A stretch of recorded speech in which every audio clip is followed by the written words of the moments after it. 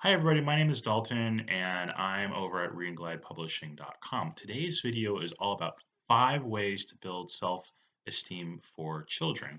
And I'm just going to go into some 5 ways that will help kids build self-esteem, as self-esteem is very important, especially for young children. It will help them grow into very competent, confident, successful adults.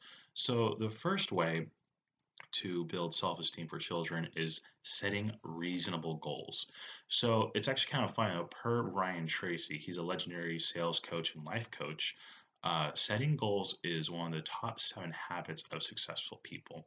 So one thing to do is set goals. Be sure to have your kids write the goals down and put them somewhere where they can see them every day. Actually, I do this myself. My goals are on my uh, closet mirror. But I mean, you could put them on the fridge or anywhere that they could see them.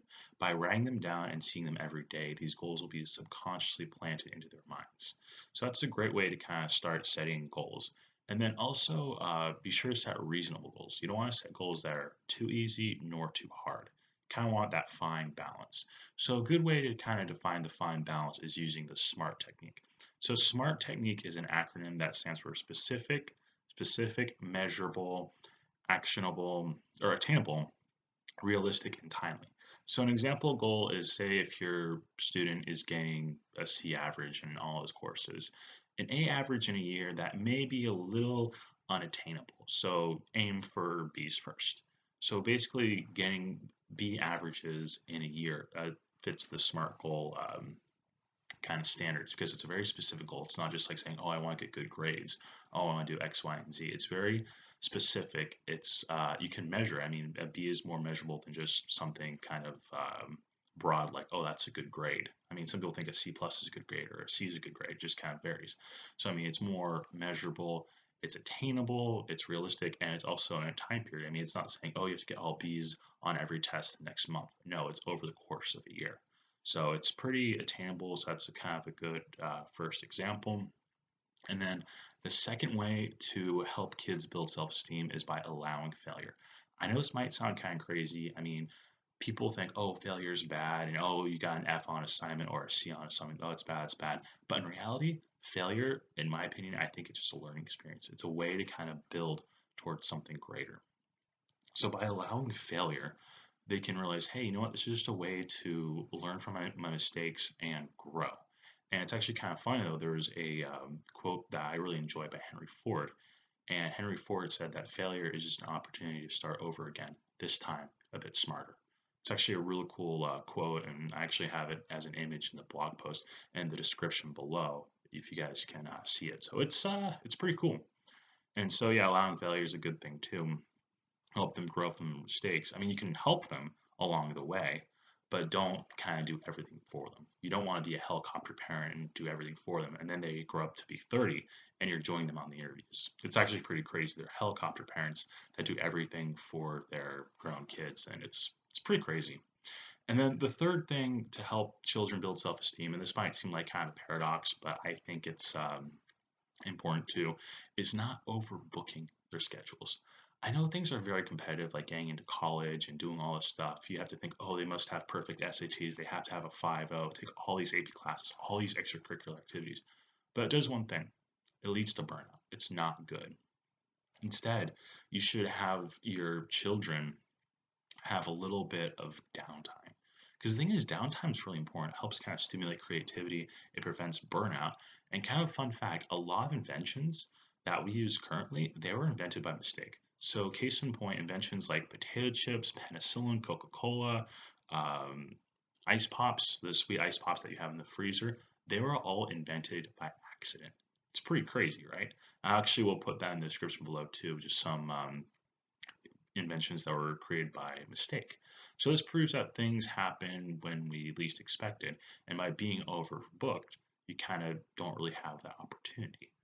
And it's kind of crazy to see kids as young as 10 being worried about college exams and like what they're going to major in and all this kind of stuff. And by allowing this downtime, it'll kind of mitigate that problem. And then number 4 is by having positive self-talk. So positive self-talk is very important, and there are things actually called cognitive distortions like all or none thinking, like saying, "Oh, I have to get an A on this exam, or else I'm a failure. Oh, I have to make varsity swimming, or else I'm a terrible swimmer." It's all or none thinking. It's not very good. It's a very common cognitive distortion. And then others are like kind of labeling and catastrophizing and making a big deal out of things that really aren't a big deal.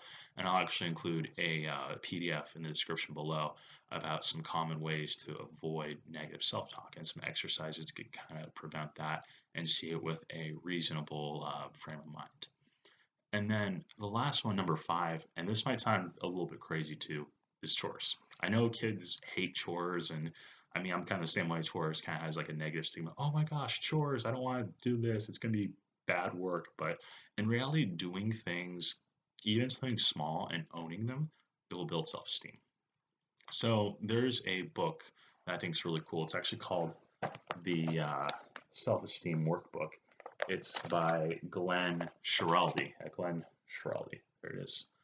He's a PhD as a psychologist, and it's a great book. And kind of an example of a chore that helps a kid build self-esteem is the dad has his son fix a bike in the shed. And it takes the son all day, but he fixes the bike. His next door neighbor sees this. He tells the father, "Hey, why don't you just go to the bike shop? It would take an hour. It would be easy. You would have had the bike. You could play it all day." The dad replied, "Hey, I'm actually building a son, not a bike." And I thought that was pretty crazy because the whole project, allowing the son to build the bike by himself, it might have seemed a little bit tedious, but it allowed the son to master a subject, own his responsibility, and he felt more confident. So, I mean, chores can do this, like even one or two things around the house or just something like that can really help children kind of build their self-esteem and master something. So and also I'm going to put the link to this book. It's actually available on Amazon. It's pretty good. I'll put in the description below as well. And yeah, so those are the 5 ways to build self-esteem for children. So just to recap, one is reasonable goals using the SMART goal method, the acronym. And then 2 is allowing failure. 3 is not overbooking things, allowing downtime and creativity. 4 is having positive self-talk. And then 5 is just chores. And well, I hope you enjoyed this video, and really please like, share with your friends, and even tell me in the comments below what are some other ways to help children build self-esteem. I would love to hear them. All right, well, thank you for watching and have a great day.